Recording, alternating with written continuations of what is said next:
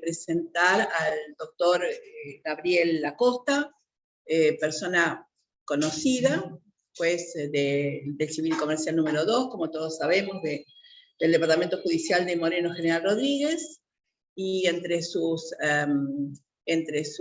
vamos a decir, especializaciones, tiene la especialización en magistratura jurídica, y bueno, y en lo que hoy nos incumbe, que es especialización en derecho procesal.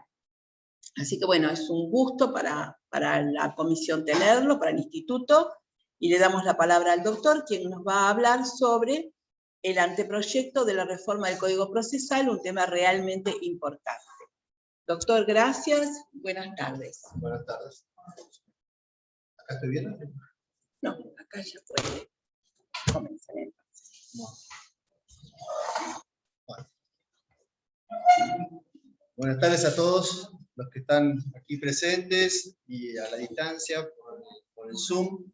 Es un gusto estar otra vez compartiendo este espacio donde gentilmente, de forma reiterada, me ha invitado el Colegio de Magistrados, el Colegio de Abogados Moreno General Rodríguez, para compartir estos espacios académicos, institucionales, que tanta importancia tienen para, entre todos, ir construyendo un mejor servicio de justicia. En este caso, bueno, nos convoca un anteproyecto de Código Procesal, Familia, Civil y Comercial, que está ya trabajando con comisiones, se convocó a todos los magistrados, se convocó también a los abogados para hacer los aportes en distintas áreas de lo que se haya ido fraccionando el anteproyecto en sí para su mejor consideración. Y bueno, me parece sí que yo le propuse a la doctora Taboada, que también siempre piensa en mí para algunas de estas cuestiones, abordar el tratamiento de toda esta normativa. Digo toda esta normativa porque, vamos, al caso son 995 artículos, ¿no? Con lo cual, lo que me parece valioso destacar desde un principio es, yo voy a tratar de hacer un recorrido conceptual sobre las distintas cuestiones que están abordadas, invitamos también a que al mail que aquí se suministra, en todo caso tanto los presentes como los que están conectados vía Zoom, o durante o al finalizar, sugieran qué tema de los que vayamos a ir tratando haya que profundizar, porque seguramente esto va a ser así. Una primera aproximación que me gustaría hacer justamente está ligada a que esto implica este diseño institucional de este proyecto, de este anteproyecto, a cada uno de nosotros, que como digo yo, no sé, de este lado del mostrador estamos en el Poder Judicial o quienes están en el ejercicio libre de la profesión, a invitarnos al desafío de un cambio de paradigma, porque tiene un montón de situaciones que recogen toda la jurisprudencia y trabajos doctrinarios de muchas décadas, pero también incorporan elementos nuevos que hacen a que en una primera aproximación, lo digo tanto por mis colegas como por los letrados, genera resquemor, vamos a decir, porque deriva en que muchas de las funciones que hoy cada uno desempeña van a tener forzosamente que hacer un replanteo y un recambio. Para entender esto, hay que recordar que en la provincia de Buenos Aires la Ley de Enjuiciamiento Civil y Comercial es de 1878. 2 años después, en 1880, se sancionó el primer Código Procesal Civil y Comercial, que sufrió una modificación en 1905. Y que de 1905 a 1968, el gobernador de facto de la provincia en ese momento, Francisco Imaz, sancionó por decreto el Código Procesal Civil y Comercial que hoy está vigente desde esa época. Vale decir, además de que era una época de facto, todos los años que han transcurrido desde ese momento hasta la fecha. En definitiva, y yo voy a ser muy reiterativo en esto, porque me parece que si no, nos vamos a perder lo más sabroso, que es revisar todas estas cuestiones. Si el enfoque que se le da ya desde su propia denominación apunta a hablar de un código procesal familia, civil y comercial. De familias, o sea, primero se habla en plural, porque para también recepcionar todos los modelos vigentes de familia y que son varios los conflictos familiares que trata ese fuero, si nos pasamos con los datos que están mismo en la Corte Provincial, en el año 2019, con 99 juzgados, recibió algo así como 290.000 causas. Los juzgados civiles y comerciales, que somos 176, recibimos 257.000 causas. Eso nos pone de relieve una realidad que hace la necesidad justamente que, en particular, el fuero de familia tenga elementos que permitan facilitar una mejor gestión de ese conglomerado de cuestiones, con una salvedad que, aunque parezca contradictoria, entiendo yo que no lo es. Este anteproyecto viene a recibir un montón de novedades que se fueron incorporando, que ahora las voy a mencionar, pero no hace ningún tratamiento específico del tema de violencia familiar. Según tengo entendido yo, de los mismos autores de este anteproyecto, hay justamente una ley a nivel provincial que se está gestando para tratar de abarcar esa específica problemática que quedaría fuera del ámbito del Código Procesal Familia, Civil y Comercial. Ahora bien, tengamos en cuenta que el Código Civil y Comercial de la Nación fue reformado en 2015, ¿sí? Una reforma muy significativa, que a su vez viene a recepcionar lo que sería se le llama la constitucionalización de un montón de derechos que están no solo en la Constitución Nacional, también en la Constitución Provincial, sino en todos los tratados de derecho internacional del año 94 para acá.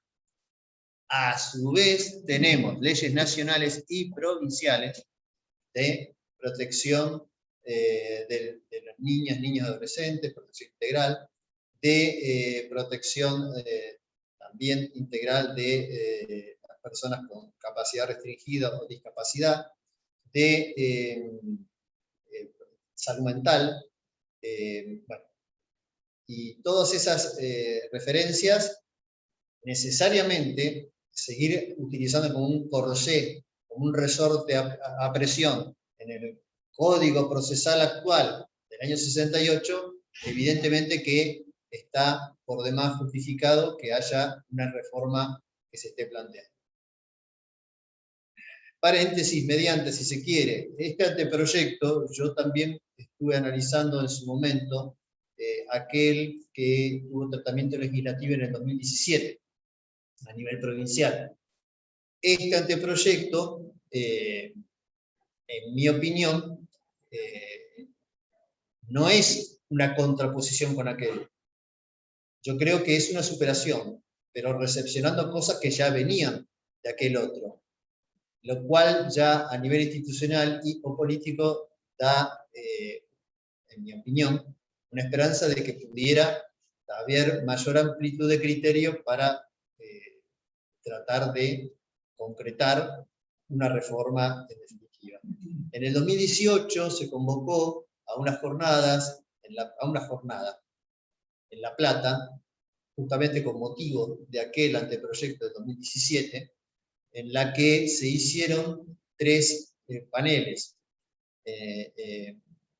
Un primer panel a cargo de la gente que defendía el proyecto porque tenía participación en su redacción, otro panel con la gente que lo criticaba, y el tercer panel, vamos a decir así, lo cerraba el doctor Berizonza. Yo concurrí.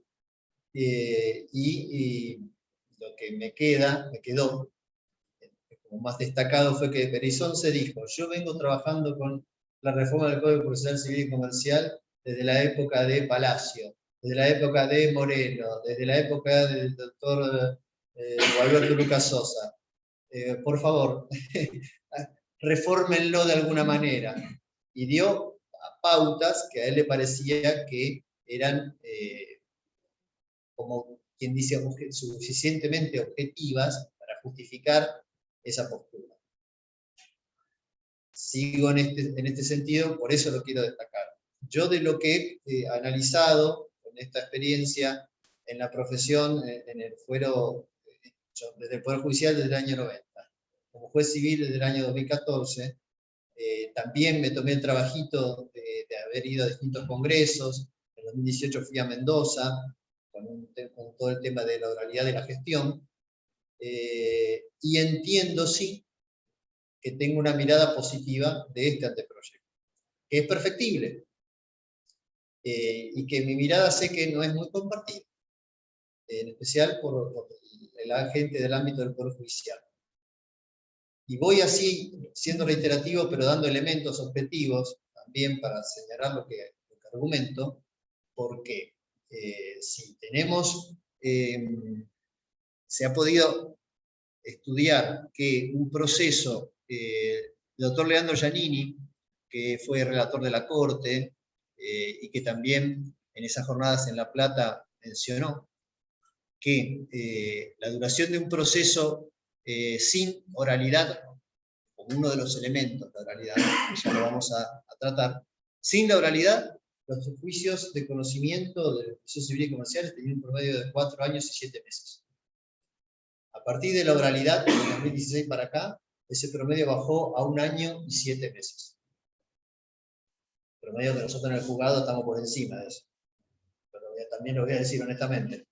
Pero entonces, todos estos diseños necesitan, para tener posibilidad cierta de ser valorados con eficacia, que nosotros nos demos cuenta que tenemos que revisar cómo trabajamos, ya sea tanto el Poder Judicial como hacia afuera. Vamos a ir abarcando, digamos, tratando esta cuestión más específica.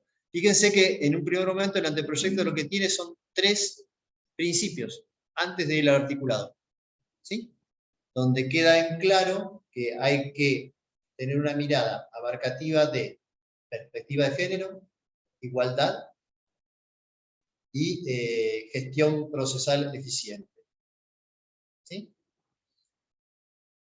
Esos principios también se dice que existen para cuando haya una situación no prevista, tenerlos como parámetros para resolverla, o cuando haya más de una posibilidad para resolverlos, aquel que se ajuste más a la celeridad del proceso, a la perspectiva de género o a la igualdad, sea el que prevalezca.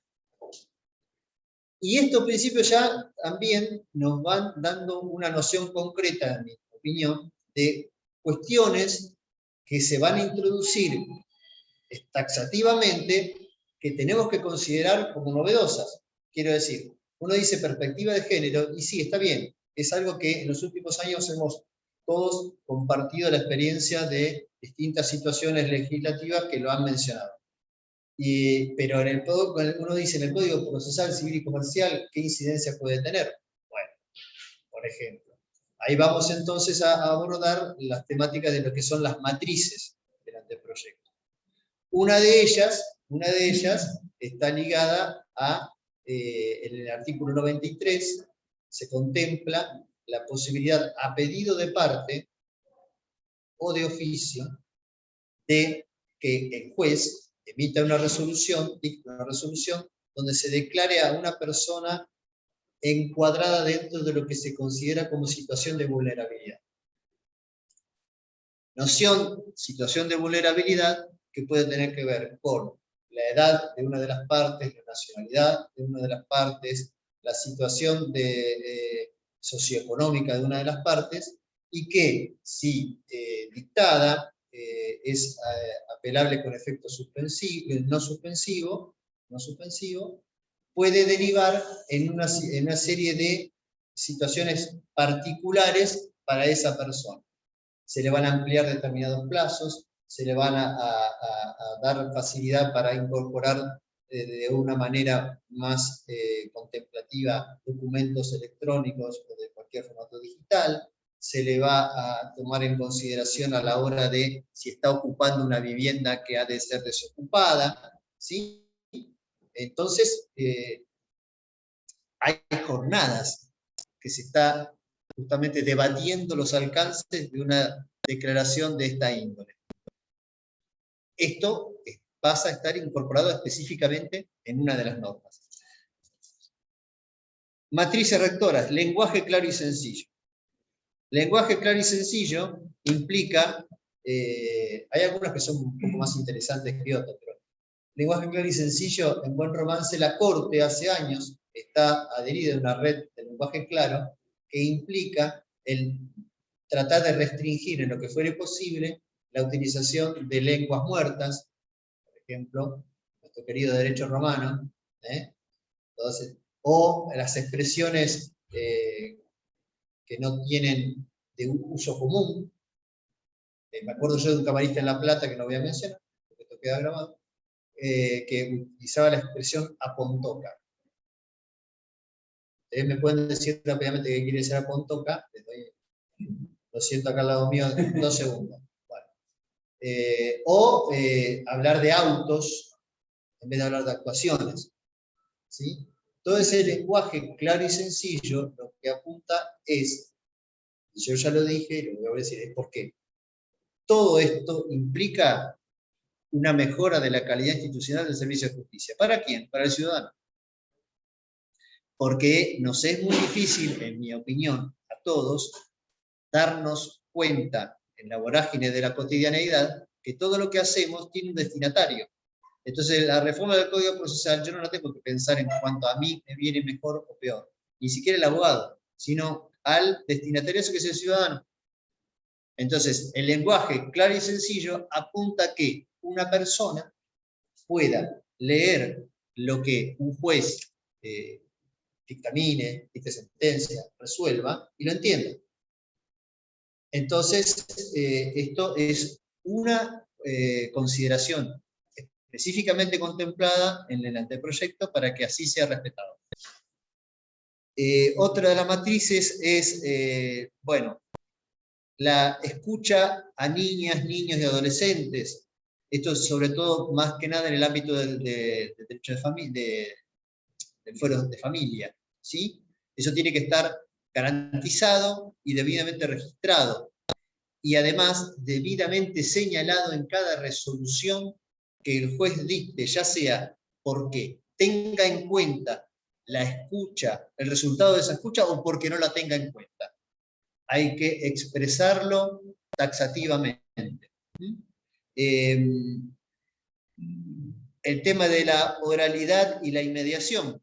Bueno, esto es ya más conocido, porque de 2016 para acá, los juzgados que se han adherido, en el caso mío y la mayoría lo han hecho, de los 176 juzgados de la provincia, creo que debe haber fácil más de 120 y pico, 130 que hacen oralidad, que significa concretamente que las audiencias las toma el juez, donde a las partes las recibe el juez, donde a los testigos los ve el juez, y toda esa inmediación tiene como propósito justamente que tanto la persona, el ciudadano involucrado, ya sea como actor o demandado, conozca a quien va a decidir la pretensión que está en juego, como para uno también tener la posibilidad, al interrogarlo, de desentrañar algunas cuestiones que están siempre subyacentes cuando esa relación no existe. A mí me ha resultado muchísimo más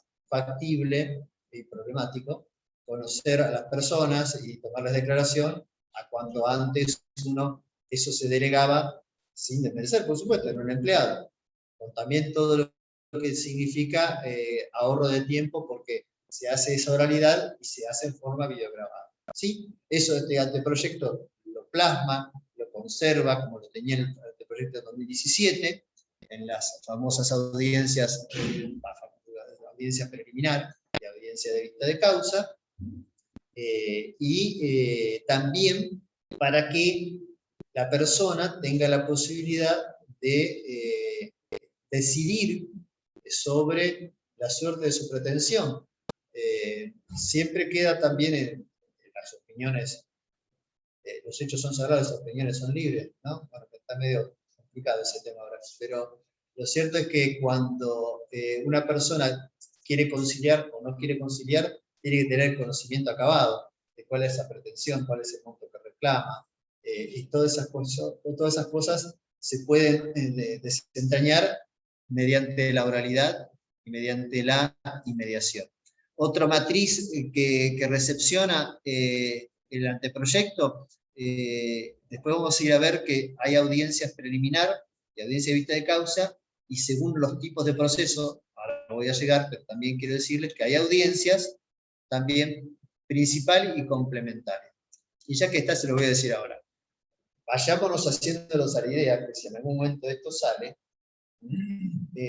ya en la audiencia de vista de causa de un proceso de conocimiento, el abogado tiene la facultad, yo se lo voy a tener que plantear, de hacer un alegato introductorio y un alegato de cierre, en forma oral, y en aquellos procesos simplificados, así se va a llamar, ahora vamos a detallar un poco en qué consiste, también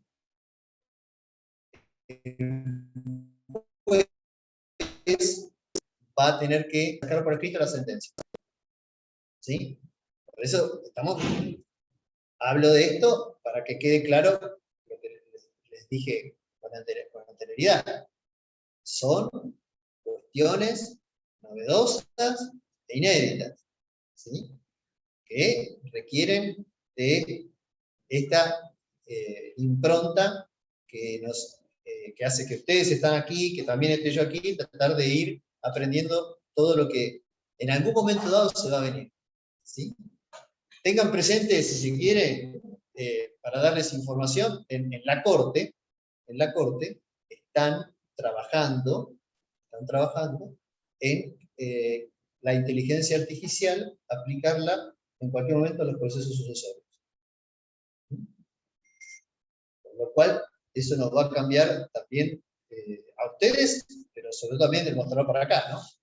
Yo siempre les digo a la gente del juzgado, yo creo que la inteligencia artificial la voy a ver aplicar antes que me jubile, y va a seguir siendo una vuelta de tuerca donde va a reformular el servicio de justicia. Entonces, hablando de tecnología, también justamente el código recepciona lo que tiene que ver con los documentos, el expediente electrónico, que ya lo vemos, eso ya no estoy diciendo nada demasiado novedoso. Lo que pasa es que hoy día es todo en base a acordadas, que son válidas porque hay un artículo del Código Procesal que habilita a la Corte a dictar normas para implementar novedades, ¿sí? No es que esas acordadas, muchos también dicen, no, como la Corte va a reformar el Código con una acordada, no es que lo reforma. Lo dice, no me acuerdo, que era el artículo 856, que permite a la Corte dictar acordadas para resolver cuestiones no contempladas. Entonces, el expediente digital básicamente implica que todo es en formato digital. Toda presentación va a tener que ser, como hoy, por vía digital. Y solamente aquellos documentos que no se puedan formatear en una variable de todos los PDF o lo que sea, para permitir su, valga redundancia, digitalización, en todo caso quedará en custodia de la parte actora o de la parte demandada para que el juez la requiera. Pero el expediente digital también está específicamente plasmado. Y tan plasmado está el expediente digital que también el domicilio. O sea, se acaba el domicilio constituido para pasar a ser el domicilio electrónico. Cada persona, cada letrado que formule una presentación de esta índole va a tener que señalar todos los datos que a ustedes se les puedan ocurrir hoy día, además del correo, del mail, el celular, todos los, porque vamos a justamente la captura de parte del sistema de la mayor cantidad de información posible. Y la notificación va a ser todas en el domicilio electrónico que tiene que constituir sí o sí cada parte que se presente en un proceso. Y cuando digo todas, es todas. ¿Por qué? Trato de ser ordenado, pero a veces la temática como es tan abarcativa es medio difícil. Salvo las sentencias o los traslados de demanda, el anteproyecto no dice cómo va a tener que ser. Lo deja derivado a las normas prácticas que va a elaborar una comisión de normas prácticas. Fíjense. Ahora bien, inclusive, esa comisión de normas prácticas va a decir cuál es el horario judicial. Sí, el código dice cuáles son los días hábiles, de lunes a viernes, etc. Pero no dice cuáles son las horas hábiles. Fíjense, ¿a dónde vamos yendo? De hecho,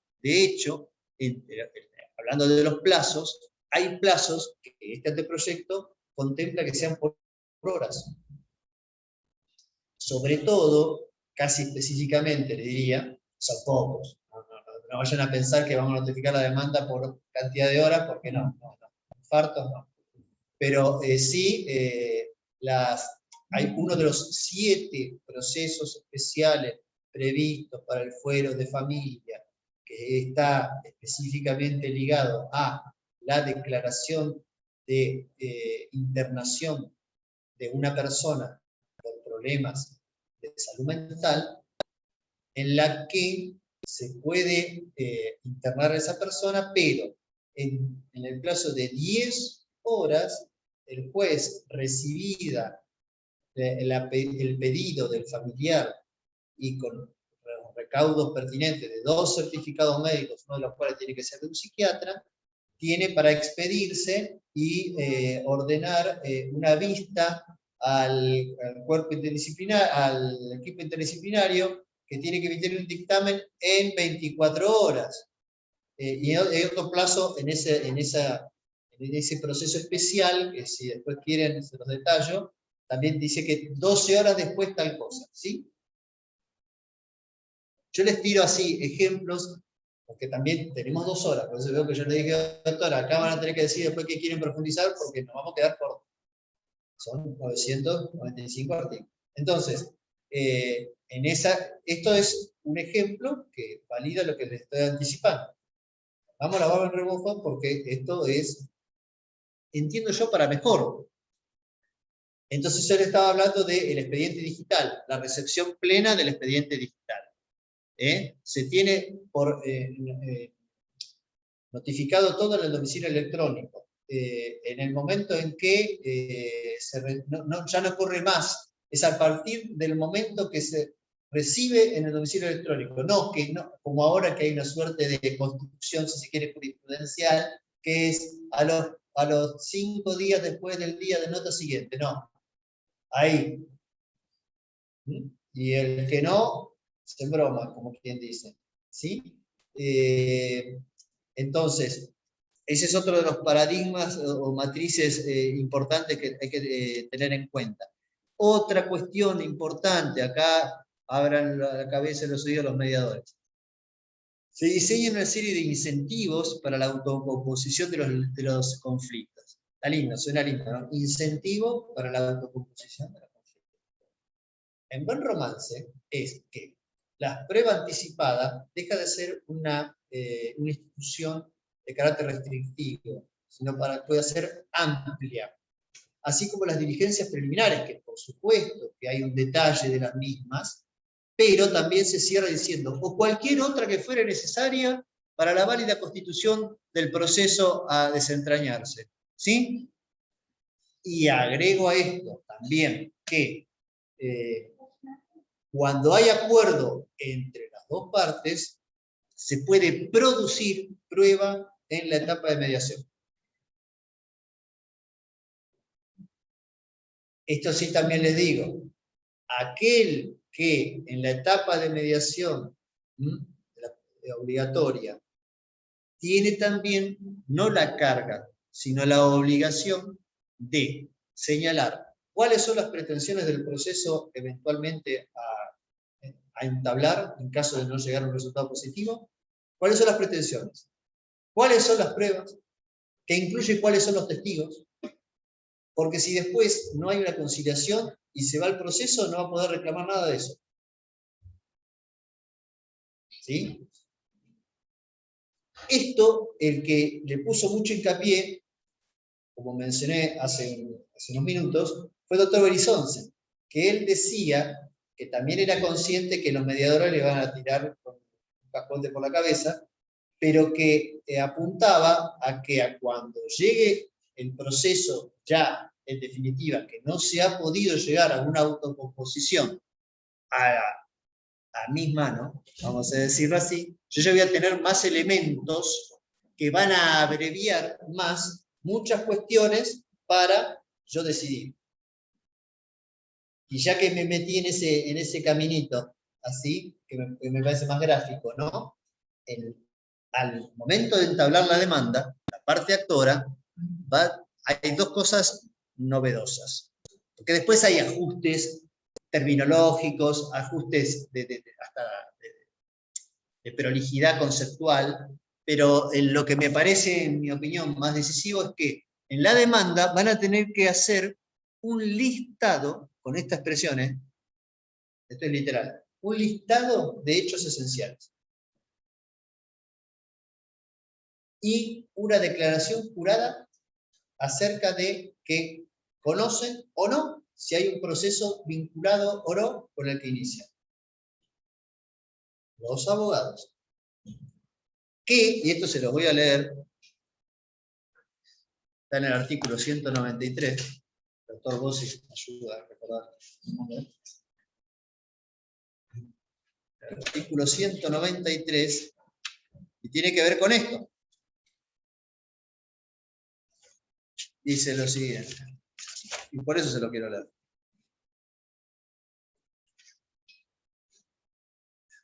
Justito, el artículo 192, un poco ya dice algo que ya les acabo de decir. Fecha y hora de presentación. Se tendrán por efectuadas en la fecha y hora que se registre en el sistema informático, y si fueron ingresadas fuera de día u horario hábil, se tendrán por presentadas al horario de inicio de la actividad judicial del día hábil siguiente. O sea, se rige ya por lo que surge del sistema informático. No empecemos con las 4 horas no. Artículo 196. Presentación. Y esto lo estoy diciendo en el Colegio de Abogados. Responsabilidad. Toda presentación en las actuaciones implica para la abogada o abogado la declaración jurada de que, según su conocimiento formado luego de averiguaciones razonables, 2 puntos. 1. La presentación no se efectúa con fines ilegítimos, tales como dilatar indebidamente el proceso o hacerlo innecesariamente costoso. 2. Las pretensiones tienen razonable sustento en la legislación, jurisprudencia o principio del derecho. 3. La prueba ofrecida puede razonablemente acreditar los hechos alegados. 4. Las negativas formuladas son razonables y compatibles o se basan en una creencia o falta de información que resulte razonable. Ante la violación de estas reglas, de oficio o a pedido de parte, el juez impondrá al abogado o abogada sanciones económicas entre 10 y 150 ius y ordenará la remisión de los antecedentes del Colegio de Abogados Departamental. ¿No vamos? No vamos todos. Ver un cachito, que de este lado del mostrador también hay. Nosotros ahora vamos a tener un plazo para dictar sentencia en el que, si en el año nos atrasamos en 3 ocasiones y esa información la va a manejar la Oficina de Gestión Judicial, que no depende de mí, sino de la Corte, específicamente causal de jure y enjuiciamiento. ¿Sí? Ya, si quieren lloramos juntos, nos abrazamos. ¿Estamos? Esto es lo que se viene. Porque yo, claro, cuando lo leo por primera vez, por más que yo me haga qué lindo los desafíos, o no, le genera cosquilleo. Ahora, si uno se pone a mirar en puridad, si yo aquí está contemplado, lo miro a los jugados porque esto me olvidé de decirse el otro día. Nosotros ahora, hoy día, antes de que yo dicte sentencia, se saca lo que ahora no se va a poder llamar más así el autos para sentencia, porque la palabra autos, por el lenguaje muy sencillo, la vamos a tirar a la basura. Bien. Pero yo ahora tendría que sacarse una resolución que da por cerrada la etapa probatoria y que a partir de ahí se abre la etapa decisoria. A partir de ahí me entran a correr a mí los 10 días, son 30 días para sacar la sentencia. 30 días hábiles. 30 días hábiles es que yo, después de que se cierra la etapa probatoria, tengo 1 mes y medio para sacar la sentencia. Si yo en 1 mes y medio no puedo sacar una sentencia y me pasa 3 veces al año, estoy perfectamente echado. Por más que mis colegas en general opinen otra cosa. Es mi opinión, yo lo lamento, pero porque si los abogados también se desempeñan correctamente desde el punto de vista, no solo del ejercicio de la profesión, sino desde el punto de vista moral, ¿cuál es el problema? Claro, porque lo que se hace es eliminar el patrocinio letrado. No hay más patrocinio letrado. Son todos apoderados. ¿Qué dicen los que redactaron el anteproyecto? Por eso digo que hay mucho para profundizar en muchas jornadas. Sí, mucho. Entonces, ¿qué dicen los que en el anteproyecto? Dicen, si el patrocinio ustedes creen que los deja más a resguardo porque hacen una defensa técnica, dice, en definitiva tampoco es tan así. ¿Por qué? Y porque la caducidad de instancia, que entre paréntesis desaparece, la caducidad de instancia que desaparece, seas patrocinante o seas representante, lo que se dice, sí, claro, lo vuelvo a leer, no todo, pero la parte de arriba, la primera, dice así: toda presentación en las actuaciones implica para abogado o abogado la declaración jurada de que según su conocimiento formado luego de averiguaciones razonables. Otro paréntesis. ¿Dónde está? Hagan un esfuerzo. Yo me hago el canchero porque ya lo sé, reconozco. ¿Dónde está la palabra razonable? En el Código Civil y Comercial, artículo 3. El juez debe decidir en forma razonable. Estamos igual entonces, muchachos. Yo tengo que decidir en forma razonable de la declaración jurada a la que ustedes quedarían sujetos es según su conocimiento luego de averiguaciones razonables. Averiguaciones razonables quiere decir que a su cliente le van a tener que preguntar: escúchame, maestro, ¿vos lo que me estás diciendo? A ver, ¿por qué me lo decís?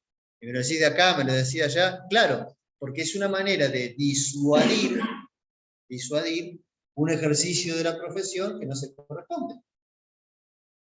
El tema es si nos animamos o no a hacer las cosas bien. O seguimos acostumbrados a manipular el sistema según el lugar que nos toque y el momento que nos ocurra. Pero esto, de alguna manera, equipara las situaciones. Y claro que da escozor. Y sí, porque como a cualquiera en la vida, si vos cruzás el semáforo en rojo, sabés que algo te puede pasar. Y somos todos hijos del rigor. Yo creo que esto viene a ponerle letra y música a una canción que está pendiente. Entonces, el patrocinio, chao al patrocinio. Pero fíjense otra cosa. Yo voy tratando de mechar una entre comillas, en contra nuestro y una en contra de ustedes. Yo ahora, en la sentencia, artículo 485, tengo que hacer por poco no un tratado, pero tengo que hacer cosas que hoy no tengo que hacer. Y en el fondo no está mal que así sea. ¿Se acuerdan que yo les mencioné hace unos minutos el tema de en la demanda y en la contestación? Yo lo dije en la demanda, pero también es en la contestación. Tienen que hacer un listado de hechos esenciales. ¿Por qué? ¿Por jorobar? No, porque yo en la audiencia preliminar, oralidad, juez presente, si no estoy insanablemente en una de la audiencia, si falto a las audiencias de la Oficina de Gestión Judicial, que ya vamos a ver qué es, me van a mandar en cana a la corte y me van a pegar un cañazo por la cabeza, porque es causal también de sanciones, pero yo en la audiencia preliminar tengo que en ese momento decidir lo que ahora se llaman impedimentos, excepciones o defensas, las viejas excepciones. Tengo que decidir ahí, ¿sí?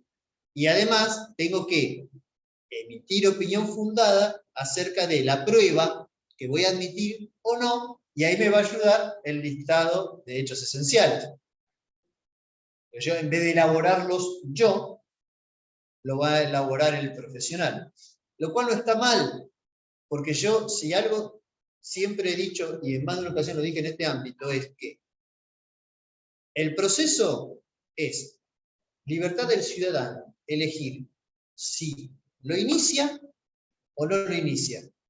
Y después, ¿qué hechos argumenta o cuáles descarta? Y después miro.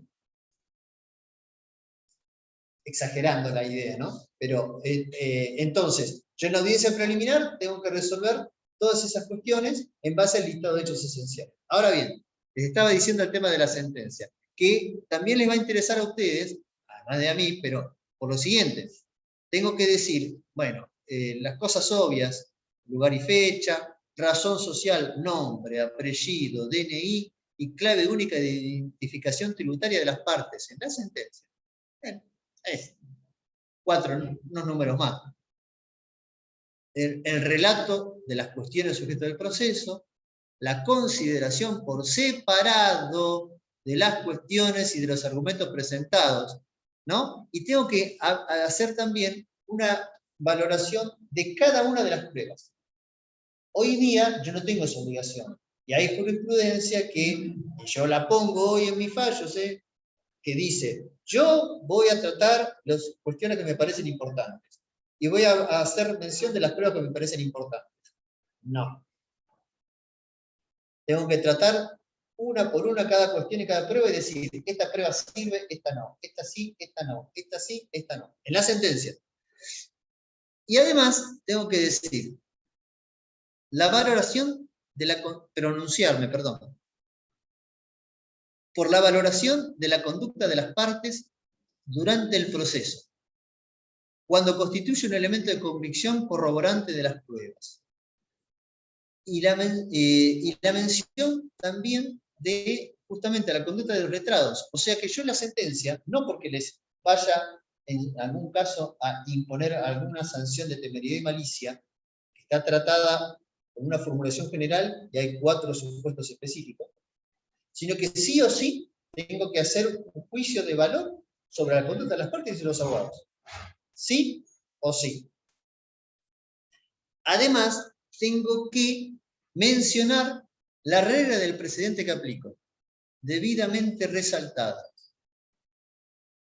La mención del modo en que ha sido valorada la opinión de niño o adolescente. Bueno, y también tengo que hacer al final una síntesis de la sentencia y además tengo que publicar en un lugar del juzgado o en donde sea, según las normas prácticas, eso está derivado de las normas prácticas, ¿sí? ¿Cuáles son todos los criterios de los precedentes de las distintas materias que yo considero en mi juzgado? ¿Cuál es más trabajo para mí? Entiendo yo que también es de utilidad para ustedes, porque ustedes van a saber que en el civil y comercial, como me pasa, con que me recusan sin causa, que también la recusación sin causa se termina, te cuento, en los juicios, en los procesos ejecutivos, ¿sí? Entonces, según el criterio que yo tenga, van a también saber a qué atenerse, pero antes de iniciar el juicio. Implica más trabajo, pero está bien, porque vuelvo a decir lo mismo. El servicio de justicia está orientado ¿a quién? Al ciudadano, no a la mayor o menor comodidad o incomodidad de quienes somos los que articulamos todas estas cuestiones. ¿Sí? Entonces, y tengo que, en la sentencia también, si no querían hacer sentencia ustedes hasta ahora, menos van a querer hacer ahora una, voy a tener que decir cuál es el recurso que es susceptible de implementar para impugnar esa sentencia. ¿Cuál es el recurso? ¿Cuál es el plazo? Y todo. Entonces, trato de desordenarme lo menos posible, pero es que hay muchas cosas que tienen que ver con otras, porque esto que yo les digo también tiene que ver, si vamos al caso, cuando pasamos de la etapa de la demanda y de la contestación, ya hice referencia que un poco ya lo hago más sobralladamente porque es sabido, lo de audiencia preliminar, vamos a la etapa de prueba, nos vamos a encontrar en la cuestión de la prueba, en cuanto a la documental y a la informativa, con algunas cuestiones que ahí sí, vamos a pasar a la pregunta a ustedes, les van a parecer atípicas, por lo menos. Sí, yo me acuerdo de la norma, pero no la quiero leer porque se me parece aburrido. En definitiva, la prueba documental. Por supuesto, como el expediente es digital, se apunta a que toda la prueba sea incorporada en algún formato que así lo habilite. Si en algún momento dado del proceso, aún cuando ya se sacó sentencia, en un supuesto muy específico, pero hay un supuesto, se puede acreditar que o la parte o el abogado demoró, ocultó, impidió o suprimió alguna prueba documental, si es la parte actora, se rechaza la demanda. Si es la parte demandada, se rechaza toda defensa. O sea, una u otro pierde el litigio. Y se comunica los antecedentes a la justicia penal.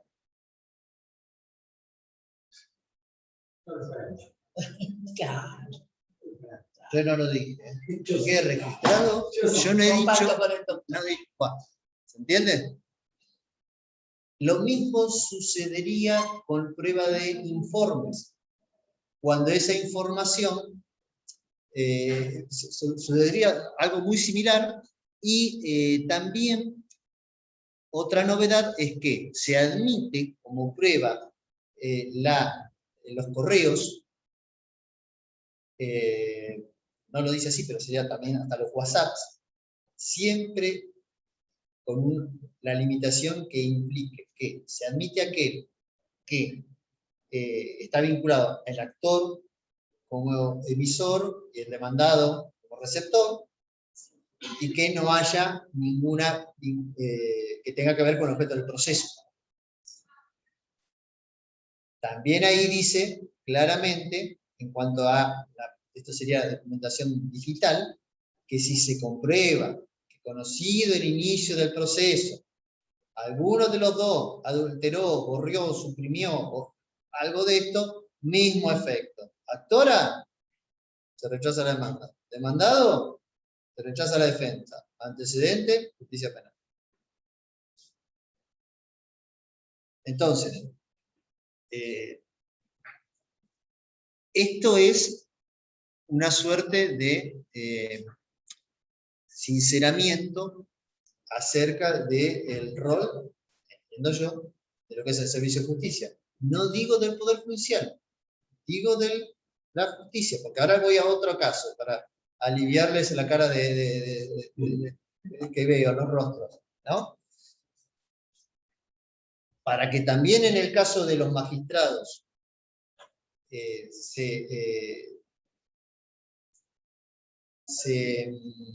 reduzcan los motivos que podamos argumentar para no hacer nuestras funciones de debida forma, así de prolijo lo digo, es que, y eso sí, es una diferencia fundamental entre el anteproyecto de 2017 y este, se crea la figura de la Oficina de Gestión Judicial. La Oficina de Gestión Judicial dependería directamente de la Corte y consiste básicamente en facilitar a través de distintas áreas que el rol del juez, que entre paréntesis pasamos a tener 3 deberes: deberes generales, deberes de las audiencias y deberes de gestión. Voy a decir esto antes de entrar a la Oficina de Gestión Judicial, permítanme una pequeña desprolijidad. Los jueces pasamos a tener deberes, artículo 43, donde justamente está la de que está en consonancia con uno de los 3 principios que están antes del artículo 1, que los procesos tengan la duración razonable. También vuelve a aparecer la noción de razonable, ¿sí? Y también allí están los plazos que tenemos para las providencias simples, para las interlocutorias, para las sentencias. Está la noción de pérdida de competencia. Cuando me excedo 3 veces en el año, púmbate, directo en las causales del artículo 63 o 64, creo, de la Ley de Enjuiciamiento de Magistrados y Funcionarios. Ahí caemos. La de las audiencias, que es insanablemente nula toda audiencia en la que yo no esté. Y acá también nos meten en partes a ustedes, porque dice que la parte que no comparezca sin causa justificada, por supuesto siempre estamos hablando de ausencias sin causa justificada, ¿no? Si hay una enfermedad debidamente acreditada, una causa de fuerza mayor, etc. Pero si es una ausencia injustificada de las partes y del abogado, si es de la parte actora, se desestima la demanda. A la audiencia preliminar o a la audiencia de vista causa. Y si es de la parte demandada, se rechaza toda defensa. ¿Sí? Y el juez también tiene deberes de gestión. Por eso también el tema de la caducidad de instancia que pasa a... Hay un supuesto, pero que no es, se parece, pero no es caducidad de instancia. Queda de lado porque el que tiene el impulso del proceso es el juez. Yo tengo que habilitar las gestiones de proceso, de trabajo necesarias para que lo que esté al alcance del juzgado de impulsarlo se impulse. ¿Sí? Entonces, la Oficina de Gestión Judicial. En ese contexto, ahora sí, por ahí se entiende más un poco cuál es la idea de la Oficina de Gestión Judicial, y por eso la idea de la Oficina de Gestión Judicial depende de la Corte, porque el secretario general de la Oficina de Gestión Judicial no va a depender, no va a ser subordinado mío, no va a ser mi secretario. ¿Sí? Va a depender de la Corte. Cosa que ha escandalizado, cosa que no es recepcionada positivamente por muchos de mis colegas, en la idea, en mi humilde opinión equívoca, de que el juez se queda solo, porque el juez sigue teniendo un secretario a cargo suyo para ejercer su función. Yo no tengo la culpa si más de uno que critica no lee el proyecto, pues yo me lo leí 5 veces, y es largo. Pero bueno, si vamos a hablar, hay que hablar con conocimiento, con el mayor conocimiento posible. Entonces, esa Oficina de Gestión Judicial se puede dividir, el anteproyecto propone 5 áreas. La comisión, que ya vamos a ver, la comisión de normas prácticas podrá eliminar algunas o agregar otras. Pero hay un área de mesa de entradas y gestión rápida, donde en la mesa de entradas también cada una de estas áreas tiene un secretario general y un secretario de cada área. En ese área, ese secretario tiene firma para los préstamos, desgloses, cambios de constitución de domicilio, certificados, etc. ¿Sí? Y o registros, por ejemplo, esa entrada. ¿Sí? Bueno. Entonces, se me ocurren tantas cosas para decir, pero no voy a decir. Entonces, mesa de entradas y gestión rápida. también un área de despachos especializados. Acá les pongo yo lo que podría ser despachos especializados. Proyectos de interlocutorios, de liquidaciones, de transferencias. Un área de recursos humanos y materiales, que se va a encargar de las licencias de los empleados, de las notas de nombramiento de los empleados, de pedir los insumos a administración, etc. Un área de audiencia y de sentencia. En esa secretaría es la que se va a encargar de, estoy siendo sintético, esa área se va a encargar de fijar las audiencias, que no se superpongan audiencias en un mismo día, ¿no?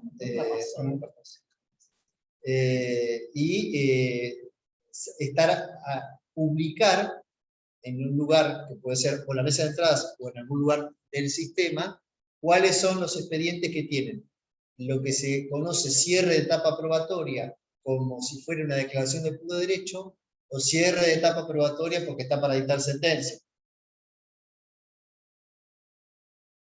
Entonces, vuelvo a decir, esta oficina es la que, en caso de, si yo falto las audiencias, si no dicto sentencia en términos, tiene que hacer informes trimestrales, semestrales o anuales a la Corte.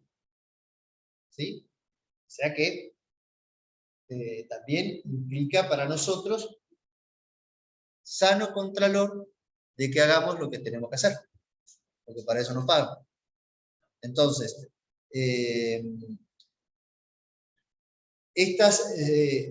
vuelvo a decir, todo este conglomerado de circunstancias, en especial yo en la Oficina de Gestión Judicial pude ver en funcionamiento en el 2018, fui a Mendoza, y en Mendoza existe, un pequeño detalle, para que se den cuenta. La provincia de Buenos Aires, solamente Jujuy y Santa Fe tienen códigos procesales más viejos que nosotros. O sea, de abajo para arriba estamos tercero, en antigüedad del código procesal. Y Chaco y Mendoza, por eso me acordé, son las dos provincias que han reformado su código procesal en los últimos años. En Mendoza, lo que existe es lo que se llama como tribunales de gestión asociada. Que lo que consiste en, bueno, tienen que estar en principio, hoy, con la tecnología vigente, los que sería necesario que estuvieran en un mismo edificio. Entonces ahí había dos tribunales de gestión asociada. Como su nombre lo indica, lo que tenían asociado era la gestión, no la decisión. Cada tribunal tenía 3 jueces, pero cada juez tenía sus expedientes. O sea, en receptoría, el Tribunal de Gestión Asociada 1, que tenía el juez A, B y C, entraba un expediente y iba al juez A, al juez B y al juez C, no al tribunal. ¿Se entiende? Lo que tenían asociado era la gestión. Y tenían lo que la Oficina de Gestión Judicial era un espacio donde tenían, por ejemplo, 8 lugares de atención, uno solamente para giros, y tenían un secretario general y estas áreas que yo les digo. Y estaban chochos. Claro, la litigiosidad de Mendoza no es la litigiosidad de La Matanza. Pero la litigiosidad de Moreno tampoco es la litigiosidad de La Matanza.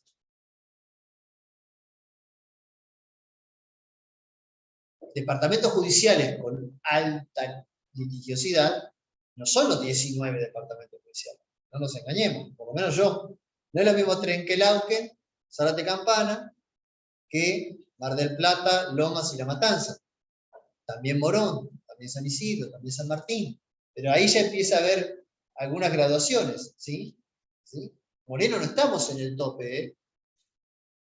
Les aviso, digo, porque si la demora que tenemos no es por tener abarrotado de no. Hay lugares en la provincia de Buenos Aires que sigue siendo necesario que un empleado de tribunales, siendo necesario, me escucha la JB, me acribilla, pero bueno. Pero hay lugares en donde hay empleados que se quedan hasta las 5 de la tarde. Pero cada vez son menos, ¿eh? Los departamentos judiciales, digo. Entonces, en Mendoza, el sistema, yo lo que vi, lo que escuché, y lo que escuché no solo de los jueces, porque me metí a hablar con los empleados, ¿no? Y con los funcionarios, ¿sí? Estaban chochos. Más con el expediente digital, no conseguían, como acá. Y entonces, evidentemente que es un diseño institucional que requiere de ajustes, que requiere de datos. Y hablando de datos, en esa misma ocasión del 2018 que fui a La Plata, a estas jornadas que se hicieron 3 paneles, que estuvo Berizonce, un abogado del Colegio de Abogados de La Plata, el doctor Grillo Ciocchini, capaz que ustedes lo conocen de nombre, el doctor Grillo Ciocchini, ¿sí? Que también es un personaje, ¿no? Pero el tipo tenía los datos de la Corte y él respaldaba el proyecto dando como información, nadie salió a desmentirlo, que había un juzgado de San Martín que era el que más audiencias de oralidad tomaba en la provincia de Buenos Aires y tomaba la friolera de 4 por semana. Y era el que más tomaba. Entonces, la Oficina de Gestión Judicial daría, en mi opinión, un instrumento muy útil para que todo pudiera ser más eficiente, porque el abogado que fuera a la mesa de entradas tendría, imagínense, yo esto lo puedo decir porque lo conversé así informalmente, tampoco no quiero comprometer a nadie, pero lo conversé informalmente. Nosotros en Moreno General Rodríguez podríamos hacerlo. Nos quedaría el doctor Joandet, que está en Rodríguez, pero nosotros en un mismo edificio, supónganse que la mesa de entradas de planta baja fuera toda una. Tendríamos que sacarme acá, hacer alguna cuestión, sacar el CPA, no sé cómo se llama ahí, de ese piso ahí. Porque además, lo que ustedes razonan lo siguiente conmigo, y no estén de acuerdo, pero razonan lo siguiente. A mediano plazo implicaría mucho más bajo costo para implementar un nuevo juzgado. Como un ejemplo, vamos acá. Si yo en ese piso fuera nada más que para los juzgados civiles y comerciales, quedaría un piso libre. Si quedaría un piso libre, yo, simplemente un juez, un secretario o 2 empleados, tengo un juzgado nuevo. En vez de 14 personas, alquilar o comprar un nuevo inmueble. Esto es 2 más 2 es 4, esto es así. También apunta, entre otras de las cuestiones, a considerar esta situación. ¿Sí? Pero podríamos implementarlo. Vuelvo a decir, imagínense que hubiera ahí un piso para las audiencias y nosotros tomando audiencias y sacando sentencias. Con todos los antecedentes de cada uno que aplican qué precedente en cada caso. Y no es casual que se los menciono, porque es una idea que quizá si la pienso más infinito tenga más dificultades que yo hoy no vea. Pero, pequeño salto, si vamos a la Comisión de Normas Prácticas, que sería la que se debiera encargar de diseñar planes pilotos, dice así, esto ya son expresiones taxativas, diseñar planes pilotos progresivos según el departamento judicial para ir implementando estas cuestiones. O sea, porque también yo he escuchado, y acá sí lo escuché mucho, porque acá es la principal resistencia de la gente que integramos el Poder Judicial es la Oficina de Gestión Judicial. La principal resistencia. Porque se dice, en mi opinión, que yo no comparto. Pero no se va a implementar de un día para otro. Dependería de esa comisión de normas prácticas que fiera en función de la litigiosidad. sea, claro, si lo quieren implementar en Morón, en La Matanza o en Loma de entrada, y bueno, puede ser que tenga muchos inconvenientes. Porque también tiene que ver hoy día, quizá con la tecnología, que estamos acá dando una conferencia con Zoom, yo no sé también si es necesario que estén todos los juzgados en un mismo lugar físico. Pero a mí se me escapa, ¿no? Pero no está pensado para generar dificultades en ese aspecto. ¿Se entiende? Bien. Entonces, esto sería un claro ejemplo de situaciones a pensar. Yo creo que por eso yo le propuse a la doctora que tuvo la gentileza de permitirme este espacio, porque los colegios de abogados, yo en que participo en la comisión de derechos sucesorios, en la de recursos, en la de actos procesales, en las medidas cautelares, no vi a ningún representante de ningún colegio de abogados. No de acá, ninguno.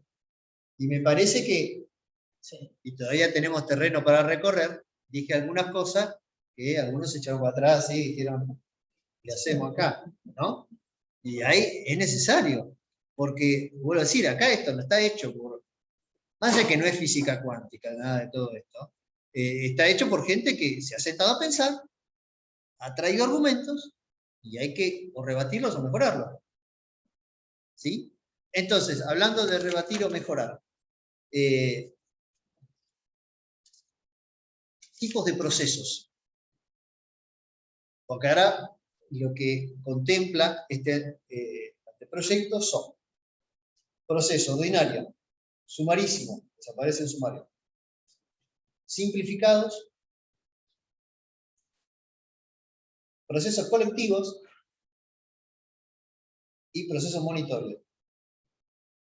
Ah, y de paso les digo, el juicio por jurado en el civil.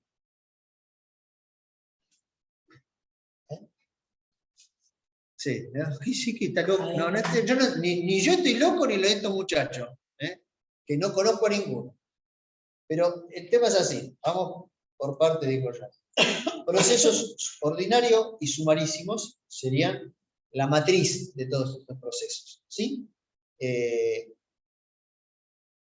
El sumarísimo y el ordinario, básicamente las diferencias son muy simples, es en los plazos, o sea, en el plazo ordinario, una vez contestada la demanda, se fija audiencia preliminar que no puede extenderse más de 20 días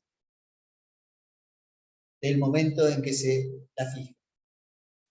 A su vez, entre la audiencia preliminar y la audiencia de vista de causa no puede haber más de 90 días. ¿Sí? Las sentencias, los recursos, que ahora vamos a ver, pero bueno, ya que me metí a mencionarlo, las sentencias se apelan en forma amplia, no se dice más libremente. Y acá vuelvo a decir, estoy siendo muy sintético, discúlpenme si no. Y el proceso sumarísimo, la diferencia es que los plazos, en vez de ser los traslados por 5 días, son 2 días, y donde son 10 días de la demanda, son 5. Y la audiencia preliminar, en vez de ser a los 20 días que se fija la misma, es a los 10 días. Y la vista de causa, en vez de ser 90 días, es 45. ¿Me siguieron, no? Entonces, es simple. Entonces, ¿sí? Que es interesante si uno se pone a sacar la cuenta. Yo no lo hice, lo hice así medio burdamente, pero si vas desde la mediación hasta el plazo ordinario, claro, un juicio no te puede durar más de un año. No podría. No me meto con la cámara y la corte, porque ahí siempre se complica, y siempre se va a complicar. Pero bueno, ya lo digo. Entonces, el proceso simplificado. El proceso simplificado tiene, sí, otro tipo de particularidades que merecen mayor detenimiento. Es simplificado, no es que sea más complicado, pero la aplicación porque no estamos habituados. Puede ser por el monto, tiene que ser para las causas patrimoniales que sean 5 veces, que sean inferior, perdón, que sea el monto inferior a 5 salarios mínimos vital y móvil. Que sea inferior. Por la materia. Y acá entran, son 14 supuestos, si quieren se los digo, no me los acuerdo de memoria, pero básicamente está la división de condominio, pago por consignación, restitución de cosas dadas en comodato. Son situaciones donde, acá esto sí me parece más importante detenerme, la comprobación fáctica es menos compleja. Entonces, y también están la adopción de la parte actora cuando el monto sea mayor a 5 salarios mínimos vital y móvil, pero menor a 12. Lo del salario mínimo vital y móvil es un buen parámetro. Yo a veces lo tengo que acudir para fijar indemnizaciones cuando la persona no me puede acreditar cuánto gana. A veces uno hace algún pase mágico tratando de tomar algún dato objetivo, me parece que es un buen parámetro. Se puede buscar otro, pero básicamente se trata de eso. ¿Cuál es la novedad más de tipo procesal práctica? Es que esto es por formularios. La parte actora, que opta o por el monto, sabe que tiene que ir por allí, tiene que llenar un formulario, por supuesto acompañando la documentación que respalde su pretensión. De eso se da aviso a la demandada, que tiene que también un formulario para contestar. Y ahí se fija una audiencia principal, no me acuerdo, creo que es a los 10 días, de que esté notificada la parte demandada del aviso. Se habla mucho de aviso más que de notificación. Se da aviso por 5 días, se da aviso, no se dice traslado o no se dice notificar. Pero bueno, la noción es en definitiva la misma. Y cuando se fija la audiencia principal, en la audiencia principal, ahí como en la vista de causa del proceso ordinario, ahí es todo oral. Los abogados tienen que oralmente fundar, se produce la prueba en ese momento, a la parte, al testigo, y en el proceso simplificado no hay prueba pericial. Si alguien entiende, supongamos la parte demandada, que lo notifican con un formulario para un proceso simplificado y dice, no, yo quiero pericia, argumento por qué, automáticamente ese supuesto se imposibilita darle continuidad por la vía del proceso simplificado y va o al ordinario o al sumarísimo. Pero en el supuesto de que sí haya esta coincidencia, vamos a mencionarlo, en forma oral, tienen que dar sus argumentos, producir la prueba, y yo en forma oral decir si la pretensión progresa o no, en esos términos, si la pretensión progresa o no. Si progresa, en 10 días tengo que sacar la sentencia por escrito con todos los recaudos agotadores del artículo 485. ¿Sí? Bien. Entonces ya tenemos proceso ordinario y sumarísimo, proceso simplificado, procesos colectivos. Esto es la verdad que es una cuestión tan novedosa que, en caso de que fuere sancionado, esto, usted va a estar ahí, a estar al toque. Va a estar al toque, porque procesos colectivos no hay todavía ningún texto normativo que lo haya recepcionado en nuestra legislación como proceso colectivo.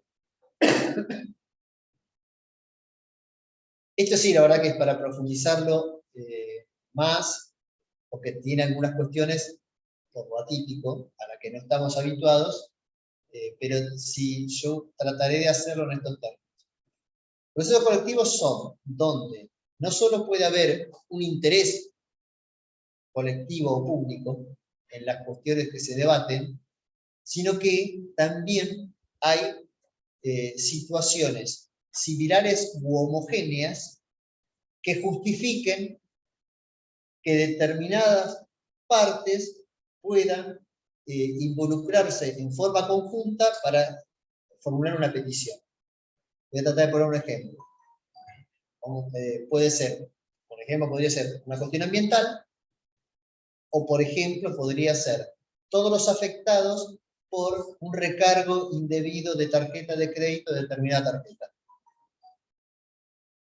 Entonces, si el juez advierte, pero no puede plantear la posibilidad de proceso colectivo, pero si sobre todo la parte afectada, porque tiene que haber una afectación, ya sea de riesgo o de daño, formula el proceso colectivo en esos términos con algún grupo de personas, se da así el primer paso para la validación de este proceso, que necesita determinados requisitos de admisibilidad y donde se presume que es válidamente planteado un proceso colectivo si fuera hecho por o el Ministerio Público o la Defensoría del Pueblo. ¿Por qué? Porque también hay una cuestión no menor, el tema de lo que se expresa en estos términos. Se habla de representación adecuada, que vendría a ser quién tiene legitimación adecuada para agrupar varios conjuntos de casos. Yo sé que tiene un montón de preguntas porque yo también las tengo con esto, pero yo he tratado de hacer una referencia conceptual. ¿Sí? Entonces, la ventaja que se persigue es hacer que una cuestión que, o por su escaso monto, nadie tiene ganas de plantearla, o por su elevado monto, nadie puede plantearla. Pero hay, ¿por qué? Porque se supone en cuanto al monto que pueda haber un importe que equivalga a la cantidad superior a 15.000 views. Entonces, síganme despacito. Entonces, en ese caso, lo que se trata es de amparar situaciones de riesgo o de daño a cuestiones fácticas o jurídicas similares, complejas, que justifiquen una resolución. Vuelvo a decir, piénsenlo más por el lado, puede ser el medio ambiente, puede ser lo que tiene que ver con el derecho del consumidor. A mí me gustaría más por ese lado. Y que también tiene esta particularidad. Vamos al final del cuentito. Si se obtiene una sentencia favorable, está contemplado que ese grupo sí se puede volver a fraccionar o desmembrar para que cada uno la ejecute en el lugar de su domicilio. ¿Se entiende? Y hay, por vía del proceso sumarísimo o simplificado, la verdad que no me acuerdo, creo que es el sumarísimo, que se pueda plantear la cuantificación de la relación de causalidad y de los daños. Y si fuera esto poco, estos son los tipos de procesos que autorizan que se puedan decidir por juicio de jurados. Entonces, acá hay un componente ideológico que no tiene nada de malo. Lo que se dice es lo siguiente. Si determinados comportamientos empresariales generaran una afectación a un conjunto de la población, porque hasta hayan podido imponer, o vamos a decir, imponer un determinado tipo de legislación, este tipo de procesos, donde la decisión es por 7 personas físicas, 4 de las cuales tienen que ser mujeres. ¿Cuántos tienen que ser mujeres? Podrían decidir algo que les retornara la garantía de sus derechos vulnerados por encima del lobby que pudieran hacer quienes son los titulares de estas afectaciones por riesgo o daño concreto efectuado a determinado sector de la ciudadanía. ¿Se entendió? ¿Más o menos? En ese caso, tramita sí o sí por proceso ordinario. ¿Con cuál particularidad? Si se va a resolver, que tiene que quedar firme, por juicio por jurados, 10 días antes de la audiencia de vista de causa, se selecciona al jurado, que pueden ser susceptibles de recusación o no, de manera que en la audiencia de vista de causa tienen que estar presentes los 7 jueces, los 7 integrantes del jurado. ¿Sí? Para después emitir su resolución. O sea, pequeño repaso. Procesos colectivos y juicios por jurados van unidos. Eventualmente. ¿Sí? En este formato. Por trámite de juicio ordinario. Acá, vuelvo a decir, hay mucho para profundizar sobre la admisibilidad, la legitimidad, la representación adecuada, ¿sí? E inclusive, para este tipo de procesos se recepciona la figura del amigo sí, no, amigo del jurado. Para no decir amigo curiae, que es latín y que el lengua muerta, con el lenguaje claro y sencillo la tiramos a basura. Entonces, amigo del tribunal, para que emita opinión fundada para esclarecer a los integrantes del juicio por jurados o al juez.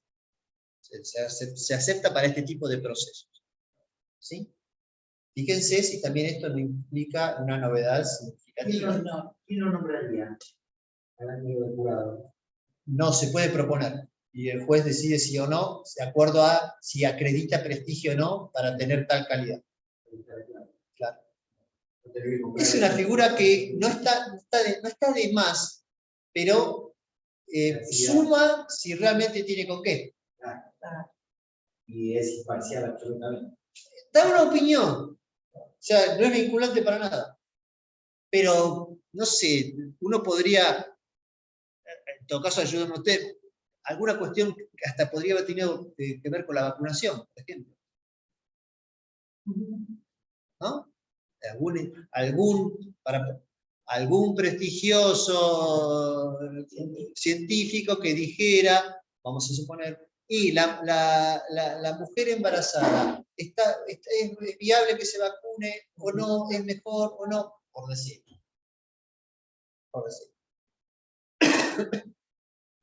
Entonces, ¿4 mujeres? sí, son 7. 4 mujeres y 3 hombres.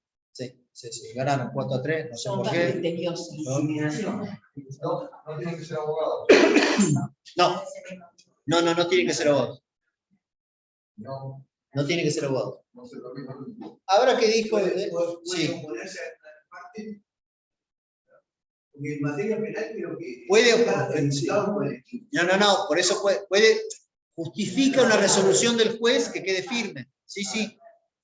Ya estoy por eso siendo más lineal, Juan Carlos, ¿viste? Pero sí, claro. Sí. A todas estas cuestiones novedosas, hay también muchas cuestiones novedosas, muy taxativas, acerca de cuándo es apelable y cuándo no, cuándo es apelable y cuándo es con efecto suspensivo o no suspensivo, pero si no, no me da el tiempo tampoco. Pero sí, tiene que quedar así, en esos términos. Ya dije lo de los procesos. Bueno, el proceso de estructura monitoria. El proceso de estructura monitoria tiene la particularidad de que por su propia esencia es al revés de lo que estamos acostumbrados. O sea, en determinados supuestos, cuando una pretensión con la documentación pertinente justifique que es viable, se saca la sentencia sin más trámite y en todo caso puede haber una oposición de la contraria. Si no hay oposición de la contraria, que tiene que estar fundada, adelante. Si la oposición es fundada, nos vamos al proceso ordinario o sumarísimo.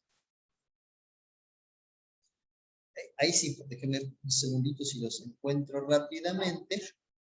porque ahí sí me parece que son interesantes decir cuáles son los supuestos del proceso de escritura. A ver. Ya llego.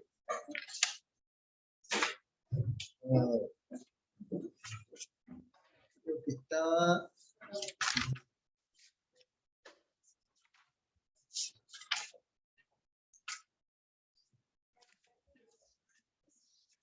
Se me fue.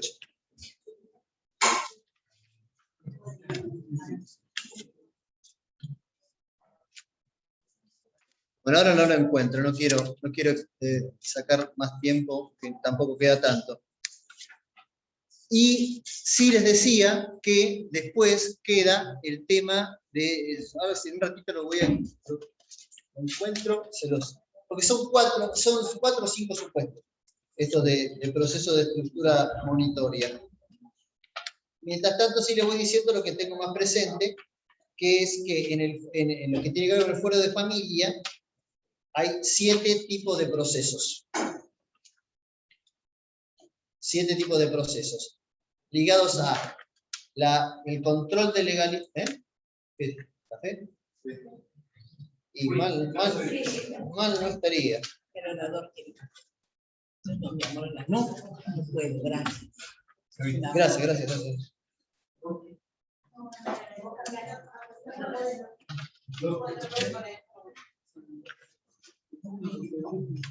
Bueno, los procesos de familia son 7.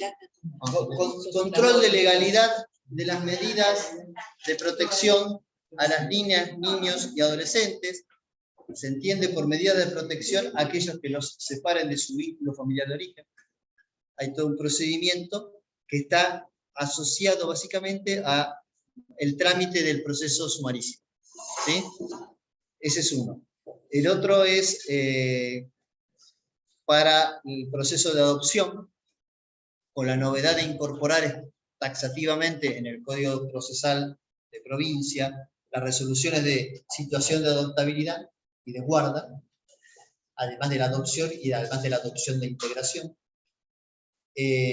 Después está el que les mencionaba yo, que tiene más plazos específicos vinculados con horas, que es el del control de legalidad de la internación de personas con problemas de salud mental. Está el proceso para las personas de capacidad restringida, el proceso para la declaración de incapacidad de una persona, que no es lo mismo. Todos estos tienen como sustento el proceso sumarísimo. Y los 2 procesos que tienen las características de aquel de estructura monitoria, o sea, primero saco la sentencia y después si te quejaste, y si no te embromaste, para decirlo en criollo, son el de divorcio y el de restitución internacional de menores. O sea, divorcio con tipo proceso simplificado con formulario, más convenio regulador, sentencia. Y es más, si la parte demandada en el formulario no plantea nada en cuanto al convenio regulador, el juez puede definirlo de acuerdo a lo propuesto por la parte rectora o hacerle alguna modificación. Exacto. Y la restitución internacional, yo por eso le digo, a mí me queda un poco sin sabor ese, porque por gusto será, no sé, yo hago civil, comercial, no hago familia. Pero la restitución internacional está muy interesante porque hace a que el juez puede dictar medidas de protección de la persona aún antes de ingresar al país.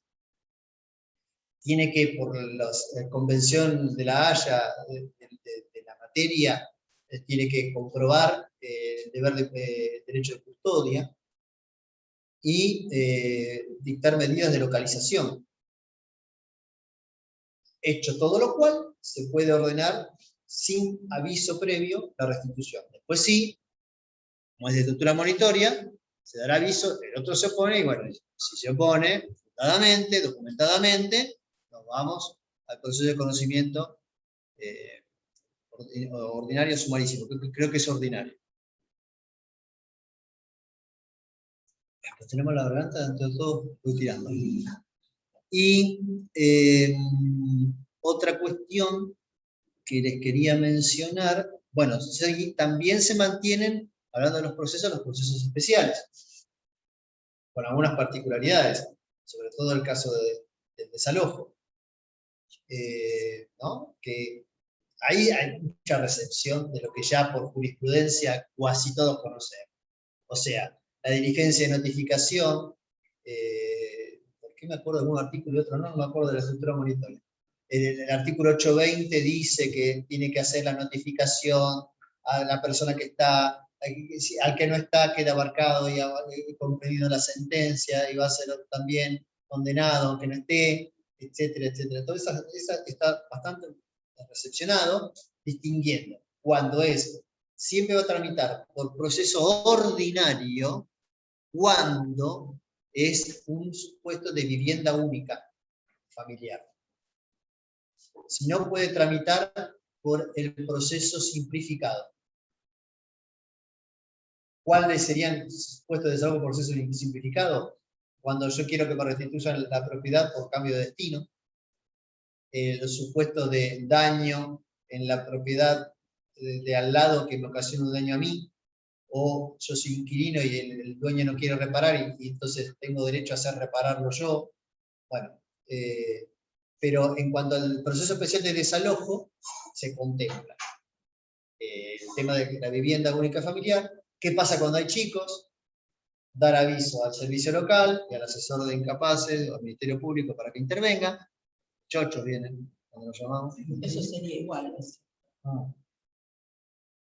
Cuando son lo que le llaman barrios populares, hay que convocar al Ministerio del Área.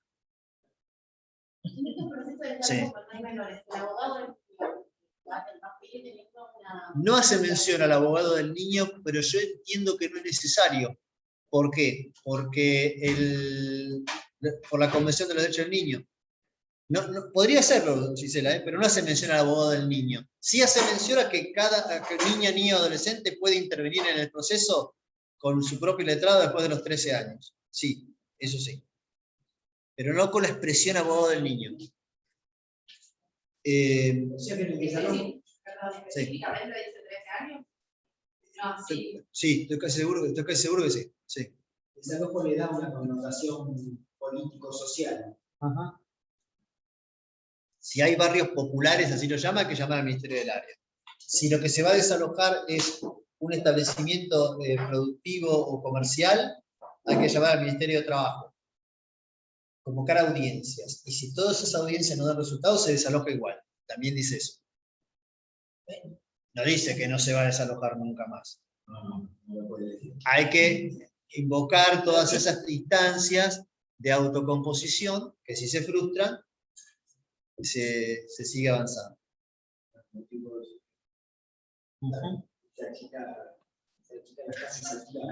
Claro. Y después algunas, bueno, los procesos ejecutivos y ejecutivo de consumo. Me voy quedando sin tiempo y sin energía.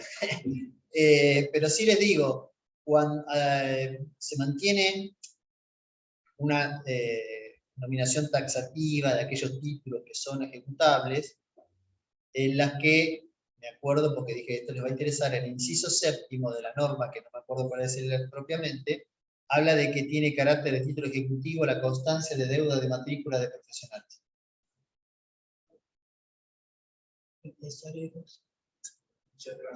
Tome nota usted. Y el ejecutivo de consumo contempla, sí, que tiene que ser un título integrado y que en caso de no serlo o de oposición válida de la contraria, tiene que tramitar por un proceso de conocimiento sumarísimo. ¿Sí? Por eso, bueno, ya dije lo de la recusación sin causa, no hay más.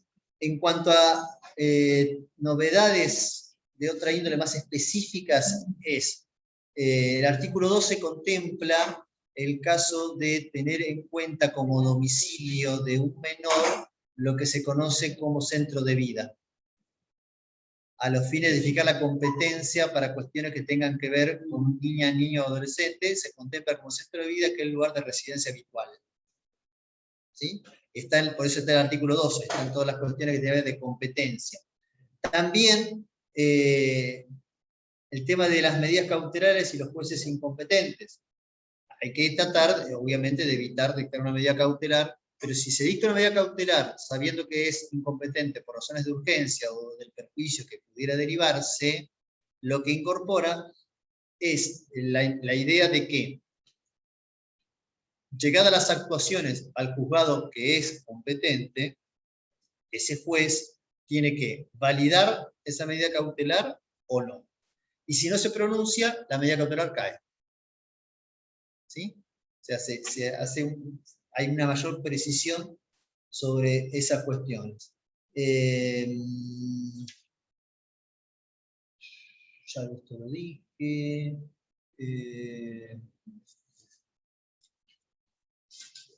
Flexibilidad probatoria en los procesos de prescripción adquisitiva. Se contempla que sí hay flexibilidad probatoria, pero no se puede solamente sacar una sentencia de prescripción adquisitiva de dominio con prueba testimonial. Sí se contempla como novedad que una vez trabada la litis se pone un cartel en la puerta de la propiedad diciendo que esa casa está siendo objeto de un trámite de proceso de usucapión. Está bueno eso. Bueno. Después, la apelación se prolija un poco más, esto que yo les decía, es amplia, restringida, en vez de libremente y en relación, pero no es solamente de nominal, sino amplia, se especifica que quiere decir que la apelación de esa sentencia definitiva, que es la vía genérica, implica que pueda pedirse en segunda instancia que se provean pruebas que se denegaron o que se revise la negligencia de prueba dictada. Me gustó. Después, amplia o restringida, con efecto suspensivo o no suspensivo, y con efecto de tratamiento inmediato o tratamiento diferido. ¿Sí? Sacan la palabra efecto devolutivo. ¿Qué es esto? Bueno. ¿Sí? Esas son más... Se fundamenta argumentos de interés. Bien, Juan Carlos, gracias, sí, porque me estaba olvidando de eso. Claro, El recurso se fundamenta al momento de interposición. Sí, sí, sí. Y cualquier interlocutorio que haya sido decidido y que, escuchen los abogados,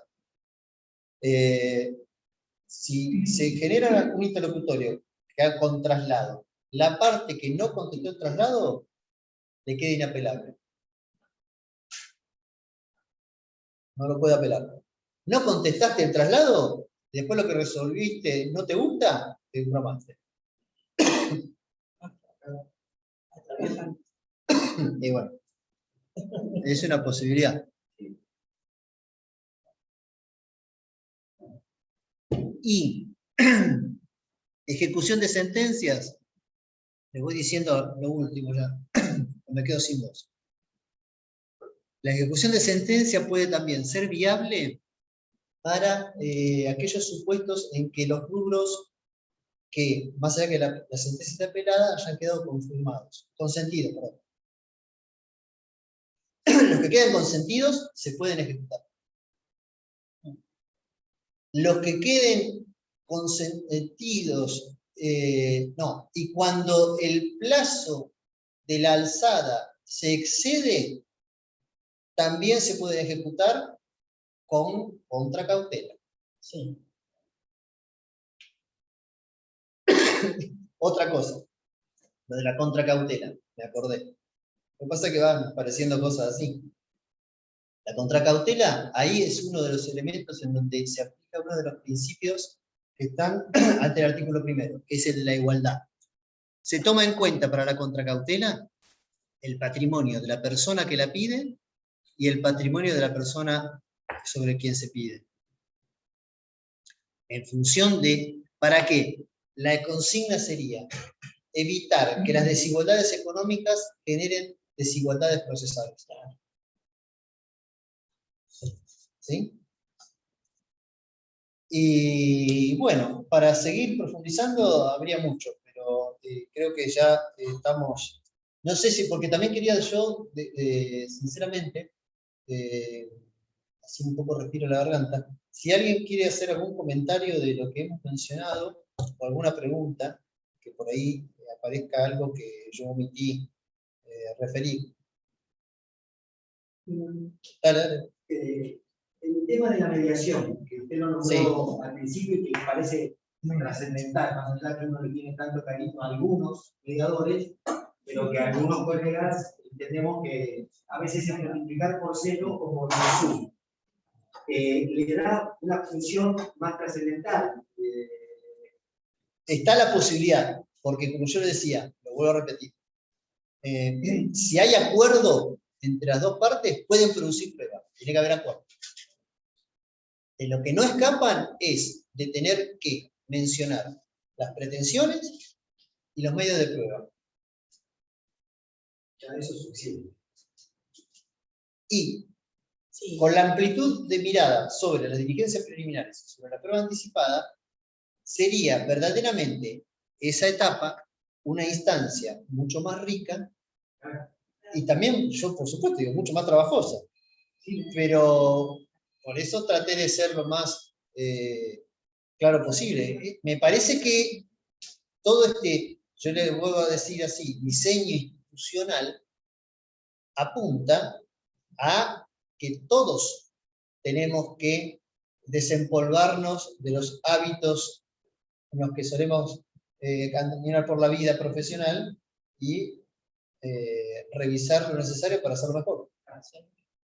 Y por mi parte, por la última, que creo que la trascendental, ¿cómo ves el futuro del proyecto? ¿Es viable? ¿Está avanzado? ¿Es posible? ¿O va a quedar en una expresión de deseo? Hace más o menos 3 meses que están estas comisiones, donde cada 15 días, vía Zoom, se presentan ideas.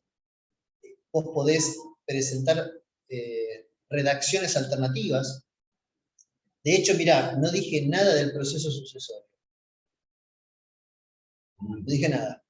Que está muy simplificado y entre una de las normas en esa comisión, por eso me acordé, hay una norma que agregaron con 931 bis, creo, donde dicen que se han de desestimar lo que ya está dicho en la jurisprudencia. Toda diligencia que sea extraña al proceso sucesorio y que deba tramitar por un canal incidental o de conocimiento por otra vía, se desestima. Para tratar de destrabar las trabas que se generan muchas veces en los procesos sucesorios. Entonces, hace 3 meses que se está en este formato de cada 15 años, de cada 15 días, y hace un mes también dijeron que no vamos a estar hablando en forma indefinida y por siempre. O sea que en algún momento dado van a cerrar esta posibilidad.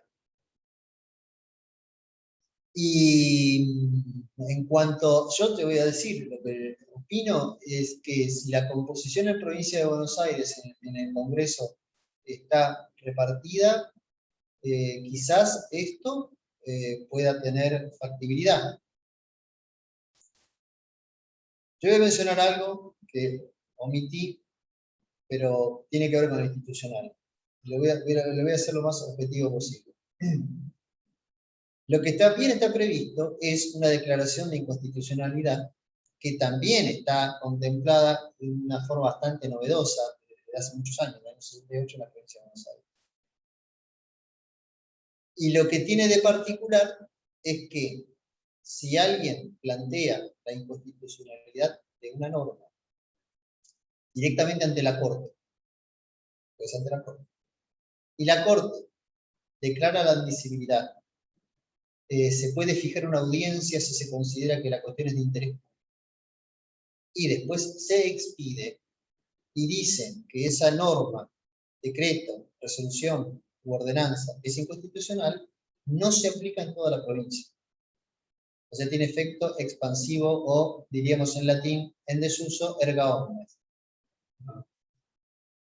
Automáticamente, en ese caso, esa ley, ordenanza, decreto, tiene que ser reenviado a la legislatura, y si la legislatura no la ratifica con 2/3 de los miembros presentes, cae.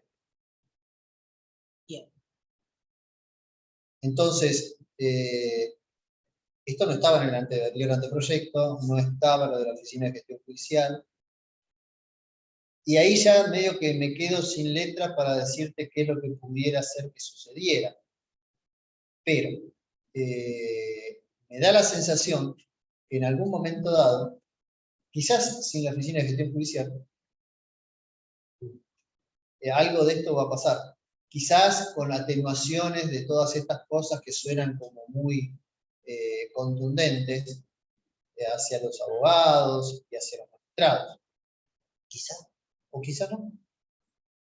Pero entiendo que me llama la atención que con 2 años de diferencia haya 2 anteproyectos en donde no es blanco y negro, y estén dando tanto espacio para que uno participe y proponga redacción alternativa y todo eso, y después quede en la nada. No sería la primera vez.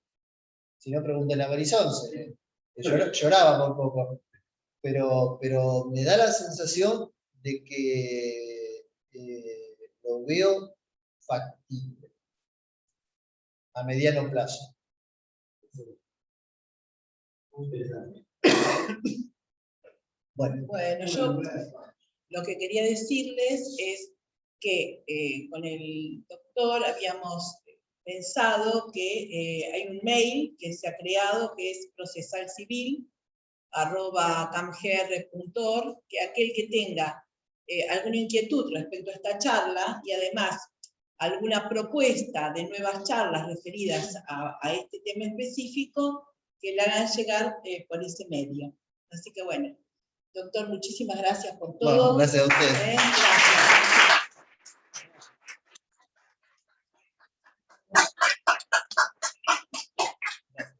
Bueno.